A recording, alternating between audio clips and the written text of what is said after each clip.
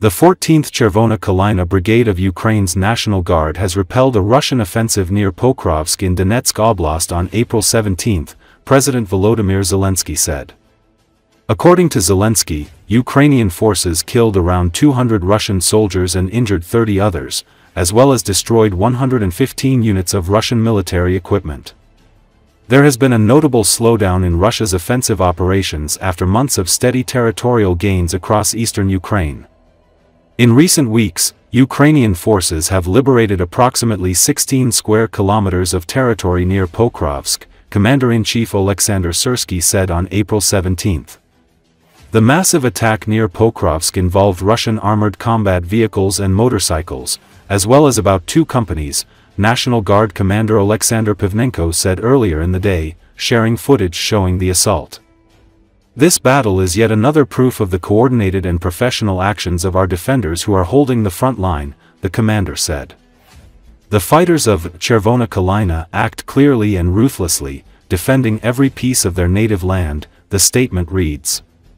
Pivnenko said the Kremlin committed a large force to the attack, including armored combat vehicles, motorcycles, and about 2 companies of infantry. He captioned the second video, a few more shots of the enemy's biker assault on the Pokrovsk sector. Pivnenko said Russian losses are expected to be even higher after further assessments. Mykola Koval, head of communications for the 14th Brigade, told Suspilne Donbass outlet that this was one of the largest assaults seen in this sector recently.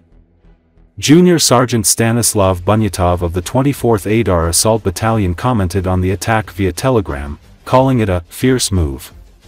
He said that mass assaults using 2-wheeled disposable stormtroopers create unique challenges.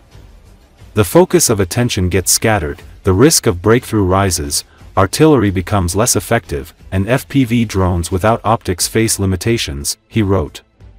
Bunyatov praised the defenders, saying it is many times more difficult to repel this kind of assault compared to traditional attacks.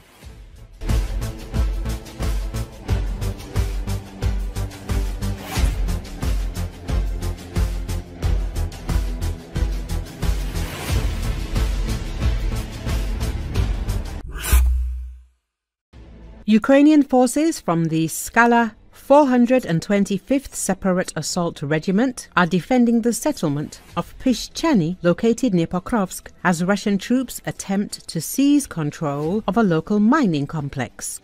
Militani reports. According to video footage the regiment's press service released, Russian forces continue efforts to concentrate in the area of the Pishchany mine, a sprawling facility with reinforced structures that could provide cover from Ukrainian artillery and drones. The site is seen as a potential staging ground for further assaults on Pokrovsk's outskirts. The IFVs delivered Ukrainian infantry close to Russian positions, leading to direct clashes. After the landing, direct fire contact took place, Militani says. Ukrainian troops forced Russian forces out of one of the mine's hangars, disrupting their ability to reinforce. Russian units have since attempted to reclaim the position, operating in small groups and using underground passages and rooftops to flank Ukrainian defenses. Despite persistent attacks, the regiment reports that the coordinated use of infantry and drones has prevented Russian forces from consolidating their presence. Fighting in the area remains ongoing. The Pishchany offensive follows intense clashes in the nearby settlement of Shevchenko. Ukrainian officials reported that since March, Russian forces have suffered over 1,100 casualties in that sector. Militani reports. After Russian troops captured Shevchenko, enabling them to approach Pokrovsk, Ukrainian forces launched an assault on March the 3rd. Skala Regiment tanks targeted Russian positions, followed by reconnaissance teams on ATVs who cleared mines to allow access to heavier armor, IFVs and tanks. Active combat operations to liberate the settlement started at this moment. The operation to regain Shevchenko lasted 6 days, with the fiercest fighting centered around key defensive positions in 2-story buildings, a school, and a cultural center. The enemy had set up the main defense unit in these buildings, Militani reports.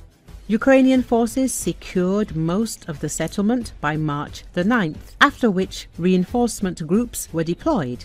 Russian counterattacks have continued since then and remain ongoing. Earlier, a strategically important coal mine in the village of Pishchany, near the city of Pokrovsk in Donetsk Oblast, has been blown up to prevent Russian forces from using it to covertly move troops. Miners told reporters that the entrance to mine number 3 had become too dangerous due to continuous Russian bombardment. Located closest to the front, the entrance is in the village of Pishchany. Therefore, in early December 2024, the miners began to be lowered through a different entrance, which made the descent take much longer, about 2 hours. To return, the miners used conveyor belts that transported the coal they had just mined. Russian attacks sometimes disrupted the power supply and ventilation systems, forcing miners to evacuate. However, keeping the mine operational for as long as possible was crucial for the Ukrainian economy, as it supplied Ukrainian steelmakers with the necessary grade of coal.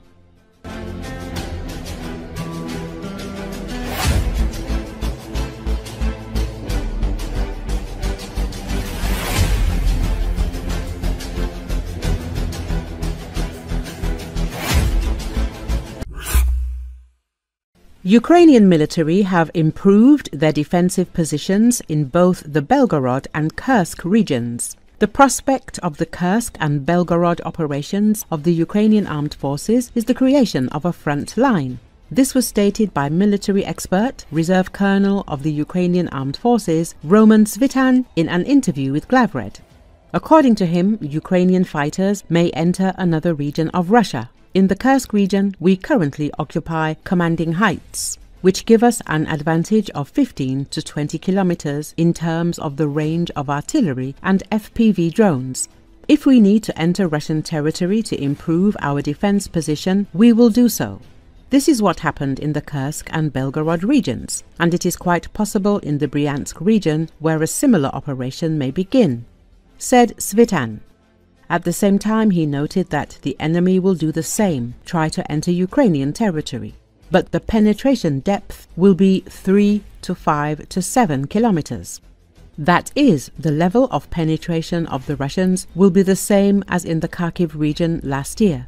They crawled to Liptsy and stopped there, running into our defensive structures. They crawled to Vovchansk, and there they were tied down by fighting, the expert said. Svitan noted that Ukrainian military personnel enter Russian territory to the same depth, the same 3 to 7 kilometers, no further. There is no point in going deeper. Since we are not faced with the task of seizing Russian territory, we are not Russians. We do not need what is foreign. Therefore, in order to improve our defensive positions, we will go to the Russians, and they will go to us, the military expert concluded. Recently, Ukrainian Air Force combat aircraft executed a bombing strike on the Russian Poga checkpoint in the Bryansk region.